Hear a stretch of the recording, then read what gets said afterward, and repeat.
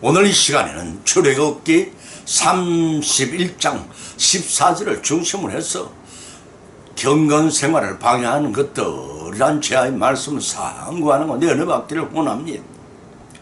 하나님께서는 우리 성도들이 정결한 삶을 살기를 원하십니다. 그렇지만 연약한 육신을 가지고 죄악사장 살아가는 우리들인지라 범죄하고 실족하기가 십상입니다.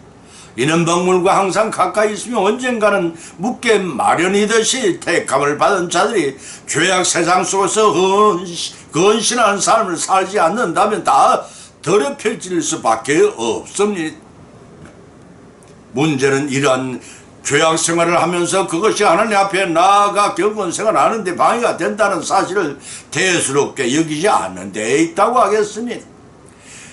상한 음식에 파리가 꼬여들듯이 죄를 범한 심령 속에는 전적 타락과 부패의 온상이 되는 우리를 계속해서 더럽혀진 생활을 습관하도록 하면서 깨닫지 못하는 것들이 있습니다. 아담과 하와가 에덴 나원을 쫓겨난 것도 선악과 범죄나 불순종의 원죄를 받아들인 더러운 죄 때문이었습니다. 죄시한 마음으로 하나님과 함께 할 수는 없습니다.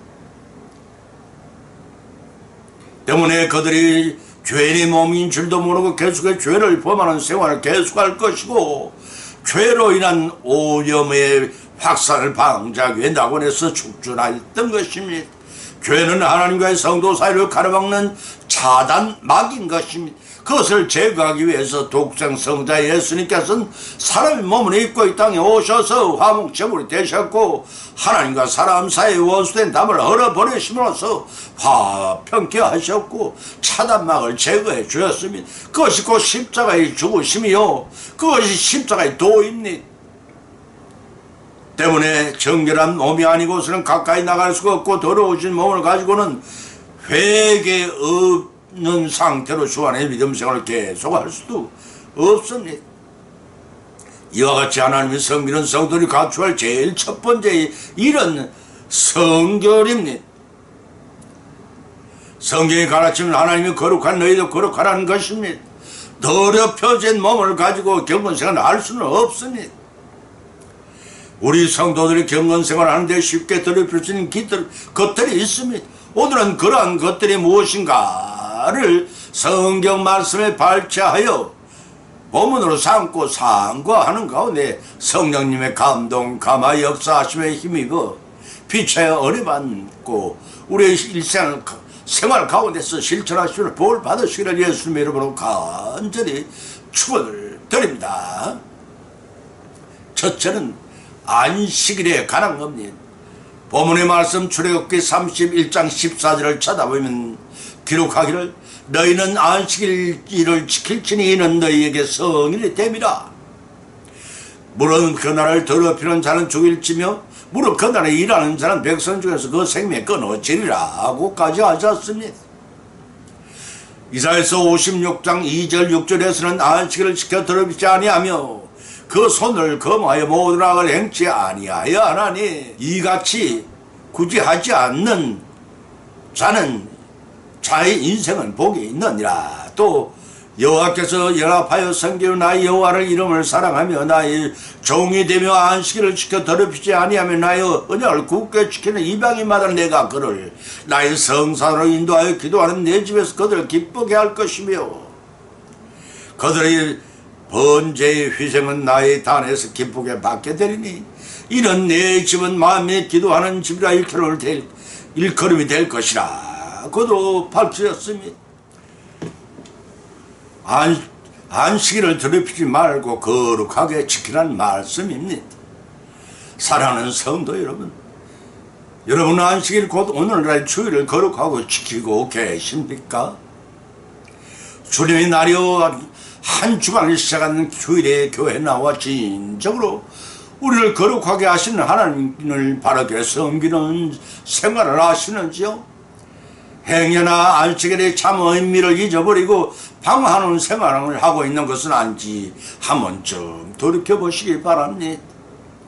신실한 믿음의 소유자일지라도 우리가 여유로움을 느낄 때 죄의 유혹을 느끼게 됩니다. 그때의 바쁜 교회 생활을 통해 성소주의를 함으로써 그 죄의 유혹을 뿌리칠 수가 있습니다. 안식일은 하나님께서 6세 동안 전진 만물을 창조하신 후 쉬신 날을 기념하는 날이요, 주일은 하나님이 십자가에 돌아가신 후 3일 만에 부활하여 하신 날을 기념하는 날이기도 합니다. 이러한 의미를 가진 안식일 주일을 준수하는 6가지를 조명해 보면 성경은 우리에게 이렇게 일러주고 있습니다. 첫째는 창세기 3장 1절로 2절을 통해 전지 창조 완성의 기념일이요, 두 번째는 민수기 28장 9절을 통해 예배를 통한 신앙 제무장이 하는 날이요, 네 번째는 민수기 28장 다섯 번째는 출애굽기 31장 13절로 16절 등의 언약 준수의 정표의 날이요, 여섯 번째는 사도행전 17장 2절을 통해 자녀의 교육을 하는 시간이기도 합니다. 이러한 안식일은 섬유로 대가해 주신 하나님과 이스라엘 백성 사이의 언약을 기념하는 표적이 됩니다. 장자요 제사장 나라로 택하심을 알려주시는 날입니다. 때문에 안식일을 경건하게 지켜야 했습니다. 신약시대에 들어와서는 인류 구원을 위해 구속사역을 성취하신 예수 그리스도의 부활을 기념하고 감사하는 주님의 날이 바로 주일입니다. 이날은 하나님이 임재하시는 교회에 나와 감사와 참여의 영광을 돌려드리는 날이요, 임재하시는 교회 날이요, 인간에게 모든 노동으로부터 휴식을 취하여 재충전하기 위한 안식의 날이기도 합니다.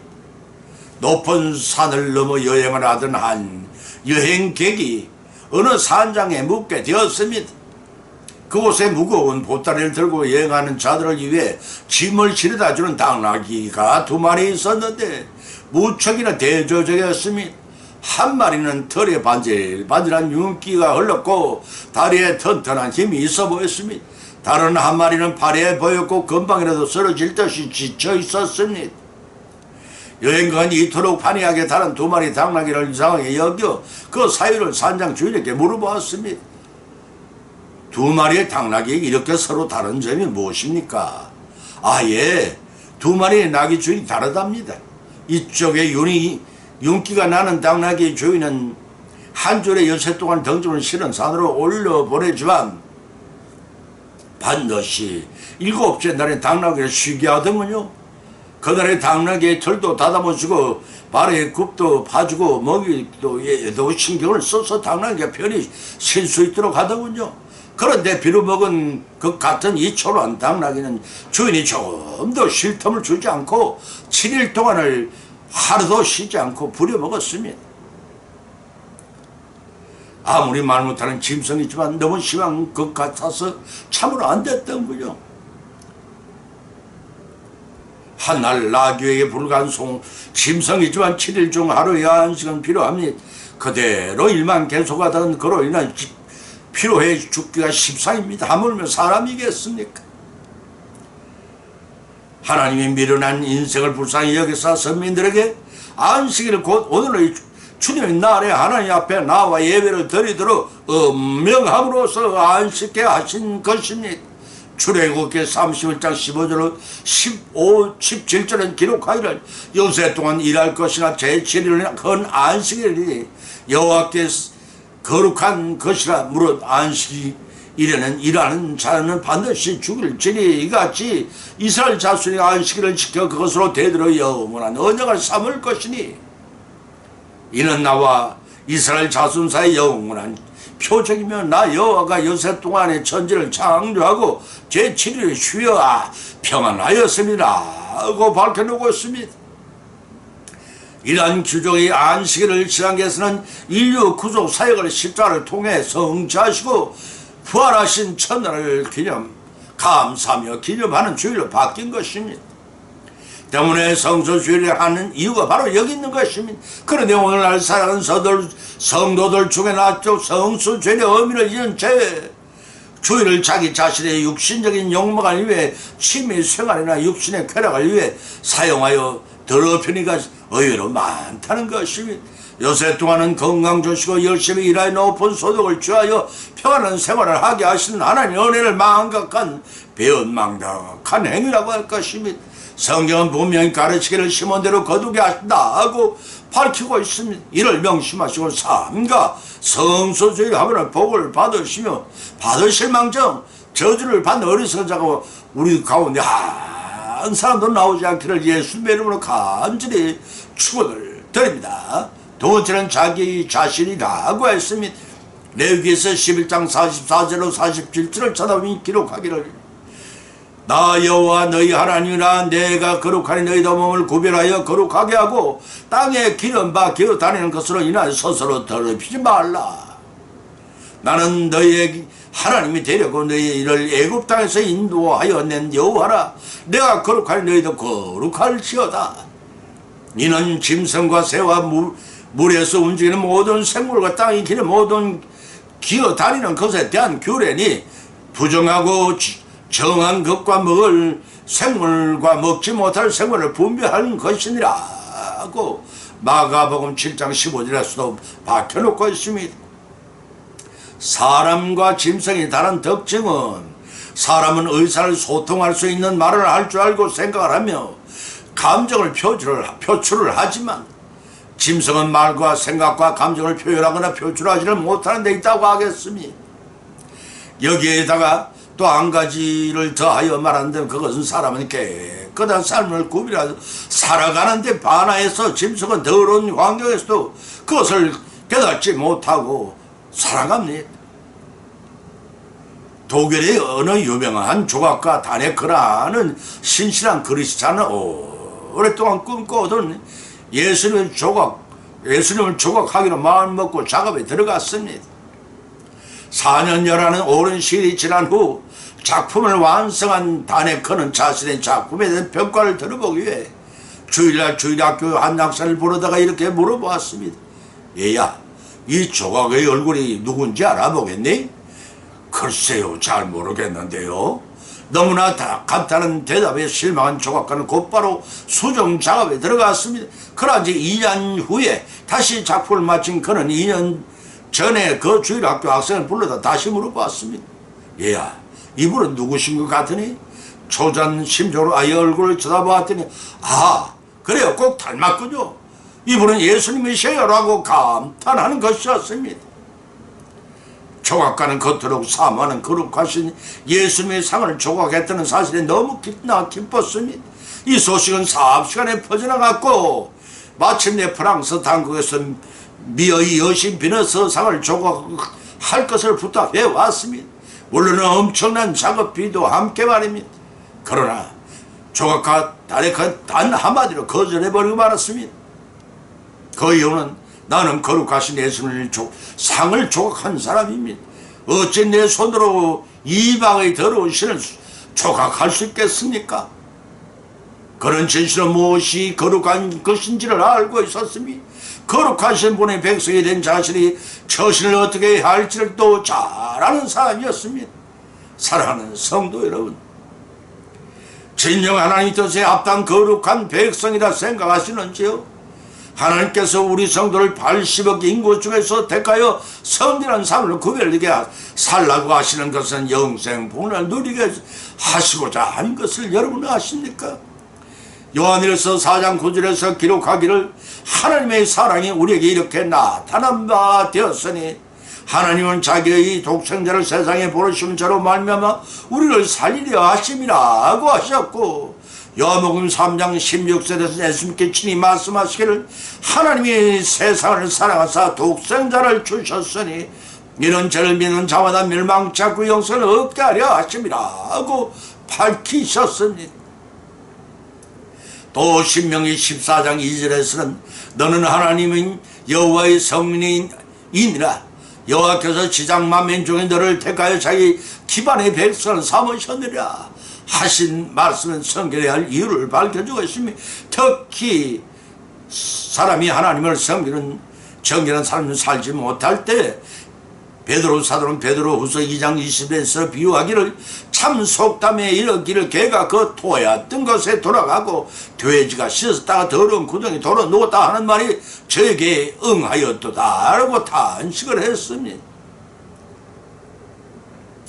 범죄를 되풀이한 사람이 더러운 환경 속에서도 회개할 줄을 모르는 삶을 사는 사람들을 지적한 말입니다.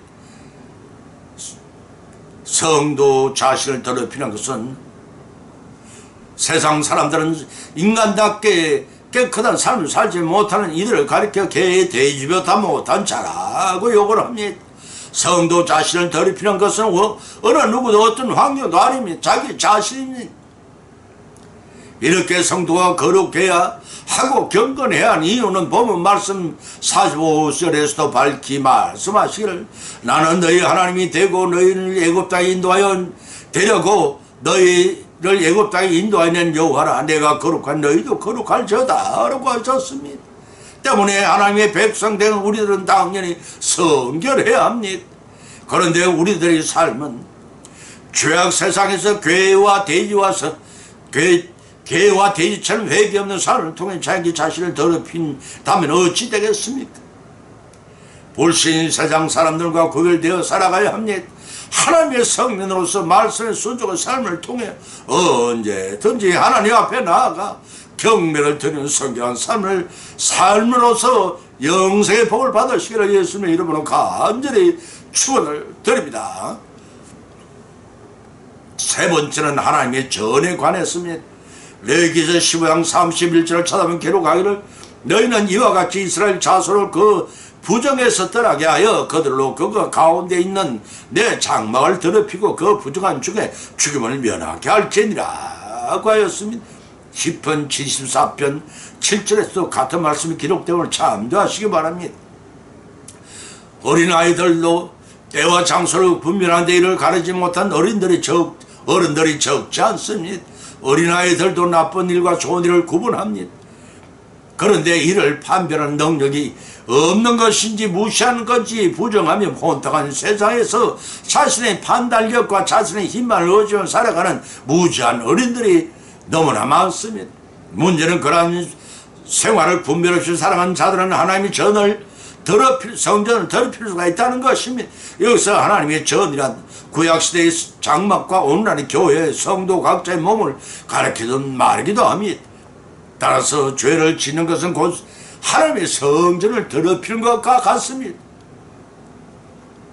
사기죄로 5년형을 선고받은 20대 청년이 있었습니다. 순간적으로 돈의 눈이 어두워진 탓에 범죄를 저질렀기에 청년의 뉘우치는 마음은 그야말로 가련할 정도였습니다. 그래서 이러한 청년의 마음을 잘 알고 있던 그의 주변 사람들이 애쓴 결과 청년은 덕사라 불려 나왔습니다. 추록하는 날, 그는 날은 무엇과도 바꿀 수 없는 정도로 기쁜 날이었습니다. 그런데 청년은 그동안 자신에게 면회를 통해 힘을 준 목사님에게 작별 인사 드리고 저 감옥교회로 찾아갔을 때 축하하네. 자네는 행복하겠네. 아니요, 목사님 실은 그렇지 않습니다. 무슨 말인가? 자네는 여러 사람이 덕으로 감옥을 나서게 되었지 않은가? 자유 몸이 되었는데 어찌 기쁘지 않다는 건가? 비록 제가 사면을 받아 감옥문을 나서긴 했지만 저는 아직도 죄인입니다. 사실이 자신을 몹시도 부끄럽게 합니다. 또 가족들과 친구들을 보기에도 부끄럽고요. 그렇습니다. 비록 그 청년은 감옥문을 나서는 자유 몸이 되었지만 그에게는 아직도 양심의 죄가 남아있었던 것입니다. 그것은 곧 회개하신 죄를 가리킵니다. 이렇듯 죄는 쉽사리 없어지지 않고 우리를 괴롭힙니다. 그러기에 하나님께서는 일찍 죄를 멀리할 것을 당부하신 것입니다.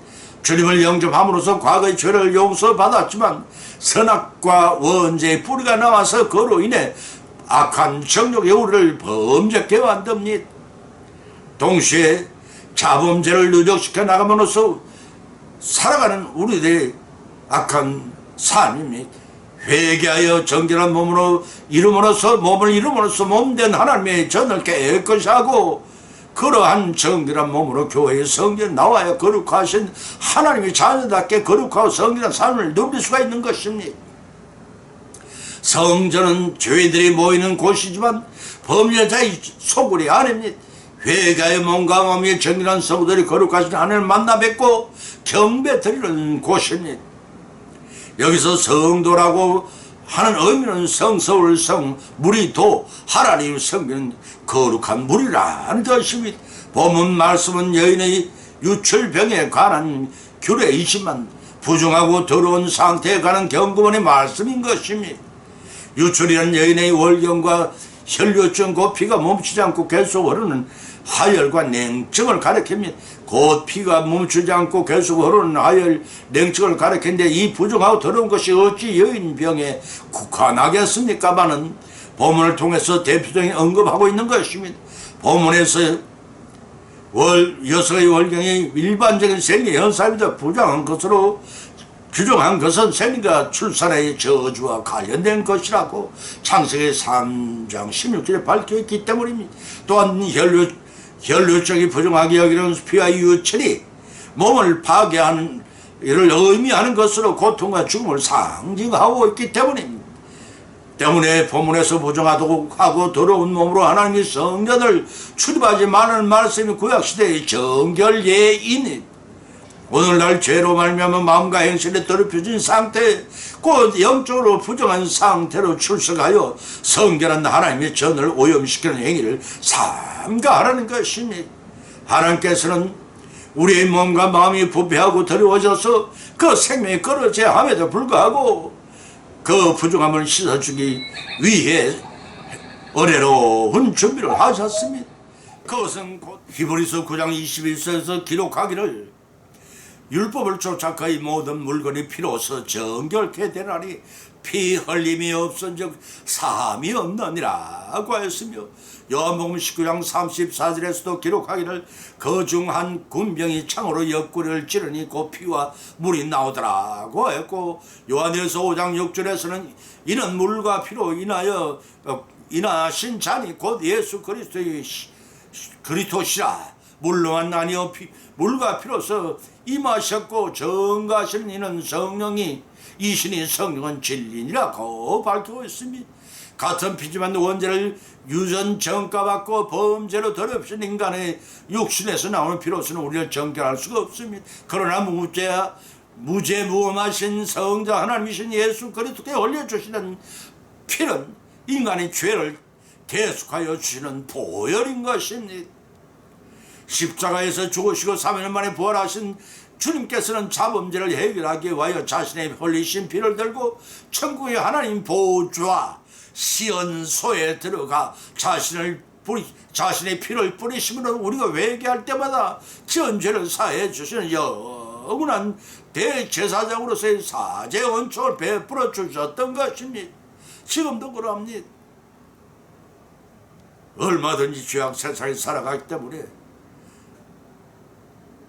성도일지라도 범죄하기가 쉽습니다. 그때마다 회개 생활을 통해 정결하신 마음과 행실로 하나님이 계시는 성전에 나와 견줄 데 없이 크신 사랑과 은혜에 감사하며 찬송을 드리는 성결한 삶을 이루어 나가시는 저와 여러분이 되시기를 예수님 이름으로 간절히 축원드립니다. 결론을 맺습니다. 오늘의 본 말씀은 상황과는 가운데 피찬 나름대로 은혜를 받았고 또한 세 가지 교훈을 받은 줄 압니다. 그 첫 번째는 우리의 행실과 마음으로 더럽혀질 수 있는 것은 안식일입니다. 구약시대의 안식일은 전지의 창조를 꺼내신 후 안식하신 기념일이요 오늘날은 예수님이 인류의 죄를 대속하여 죽으시고 부활하신 첫날을 기념하고 감사함으로 경배를 드리는 주일 곧 주님의 날인 것입니다. 이러한 날은 한 주간의 시작입니다. 예배를 드림으로써 육신의 취미 생활의 쾌락 때문에 더럽히지 말라는 것입니다. 성소주의를 함으로써 하늘문을 여시고 주시는 복을 받는 날이 되게 하라는 것입니다. 그 두 번째는 우리의 행실과 마음으로 더럽힌 것은 자기 자신입니다. 우리는 하나님의 부르심을 입고 택함을 받아 장차 천국에 들어가 살 천국 시민입니다. 하늘의 기업을 받은 자들이란 것입니다. 현재 죄악 세상에 살고 있다고 자범죄로 말미암아 더럽힌 죄를 누적시켜 멸망 길로 자초하지 말고 회개 생활을 통해 정결해져서 언제 부르실 때라도 기쁨으로 응하는 자가 되라는 것입니다. 그 세 번째는 우리의 행실과 마음으로 더럽혀지는 것은 하나님의 성전입니다. 거룩하신 하나님이 계신 곳이라 하여 성전이라고 합니다. 하나님 바로 섬기는 성도의 몸이 성전이요, 하나님 바로 섬기는 성도들이 모여 예배를 드리는 처소가 성전입니다. 성전은 말은 거룩한 곳이라는 의미입니다. 하나님께서 범사의 감사 예배를 하나님께 범사의 감사 예배를 드리는 성도들이 복을 받고 찬송과 영광을 드리는 성전을 드리면서 복은커녕 저주를 받는 일이 없도록 하라 하시는 당부의 말씀입니다. 이러한 교훈의 말씀을 받은 것을 거치지 마십시다. 우리의 생활, 실생활 가운데 적용하고 실천하여 순종의 삶을 통해 영생과 복을 성취하여 누리시는 우리 모두 경건 생활을 이루어 나가시기를 예수님의 이름으로 간절히 축을 드립니다. 찬송가 455장을 올리겠습니다.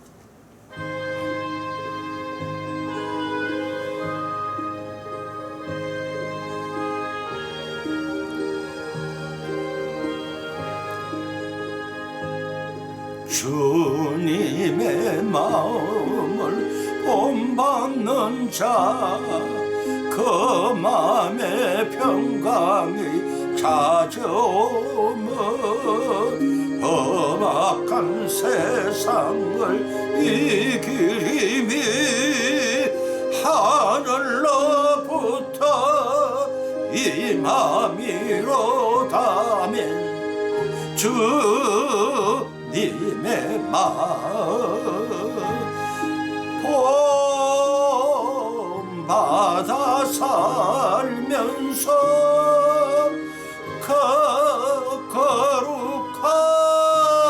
거룩하시 나도 이루리 아멘.